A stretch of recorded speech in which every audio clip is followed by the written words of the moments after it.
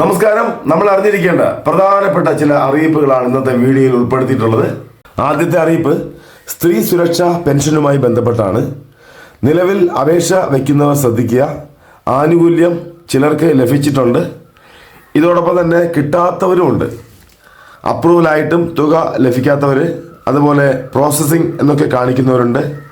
അവർക്കെല്ലാം തന്നെ ഈ മാസം തന്നെ ക്രമീകരണങ്ങളെല്ലാം പൂർത്തിയാക്കി ആനുകൂല്യങ്ങൾ അക്കൗണ്ടിൽ എത്തുന്നതായിരിക്കും. അതോടൊപ്പം തന്നെ അപേക്ഷ നൽകിയിട്ട് ആനുകൂല്യം ലഭിക്കാത്തവർ സ്റ്റാറ്റസ് കൂടി ഒന്ന് ചെക്ക് ചെയ്യേണ്ടതാണ്. നമ്മളിൽ പലരും ഓൺലൈനായിട്ടാണ് അപേക്ഷ നൽകിയിട്ടുള്ളത്.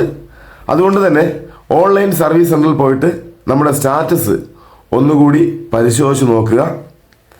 മറ്റൊരു അറിയിപ്പ്, നമുക്ക് കേന്ദ്ര സർക്കാർ കോവിഡിൻ്റെ സമയത്താണ് ഈ ശ്രം കാർഡ് എന്ന് പറയുന്ന അസംഘടിത മേഖലയിൽ തൊഴിൽ ചെയ്യുന്ന ആളുകൾക്ക് വേണ്ടി, അതായത് ദിവസവേതനത്തിൽ ജോലി ചെയ്യുന്ന, അതുപോലെ എന്തെങ്കിലും ചെറിയ ചെറിയ കച്ചവടമൊക്കെ ചെയ്യുന്നവർ, അതായത് കൂലിപ്പണിയൊക്കെ ചെയ്യുന്നവർ, നിർമ്മാണ മേഖല, മറ്റേതെങ്കിലുമൊക്കെ സ്വയം തൊഴിൽ ചെയ്യുന്നവർ തുടങ്ങി അസംഘടിത മേഖലയിൽ തൊഴിൽ ചെയ്യുന്ന അവർക്കെല്ലാം ഈ ശ്രം കാർഡ് ഉള്ളതാണ്.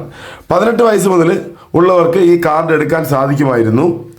ഈ കാർഡ് എടുത്തിട്ടുള്ളവർ ശ്രദ്ധിക്കേണ്ട ഒരു പ്രധാന കാര്യം, നമ്മൾ അസംഘടിത മേഖലയിലുള്ളവരായതുകൊണ്ട് തന്നെ നമുക്ക് പെൻഷൻ പദ്ധതി ലഭ്യമാണ്. പലരും അറിഞ്ഞു കാണും, അറിയാത്തവരുണ്ടെങ്കിൽ ഇത് മറ്റുള്ളവർക്കൂടെ ഷെയർ ചെയ്യണേ. ഇതൊരു ക്ഷേമനിധി പോലെയാണ്, അതായത് കോൺട്രിബ്യൂട്ടറി പെൻഷൻ രീതി. നമ്മൾ അംശാദായം അടയ്ക്കണം. തുല്യവിഹിതം കേന്ദ്ര സർക്കാർ നൽകുന്നതാണ്. 3000 രൂപ വീതം 60 വയസ്സ് കഴിയുമ്പോൾ പെൻഷൻ ലഭിക്കുന്ന ശ്രം യോഗി മന്ദൻ യോജന എന്ന പെൻഷൻ പദ്ധതിയാണിത്.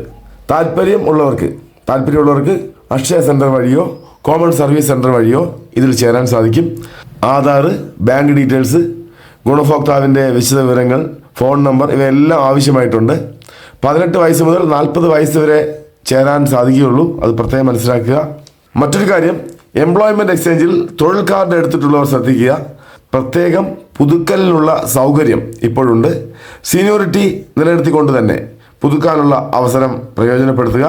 1/1/1995 മുതൽ 31/12/2025 വരെയുള്ള കാലയളവിൽ സീനിയോറിറ്റി നഷ്ടമായവർക്കാണ് അവസരം, അതും പ്രത്യേകം ശ്രദ്ധിക്കുക. ഈ വിവരങ്ങൾ അറിഞ്ഞവർ ദയവായി മറ്റുള്ളവർക്കൂടെ ഒന്ന് ഷെയർ ചെയ്തെടുക്കുക.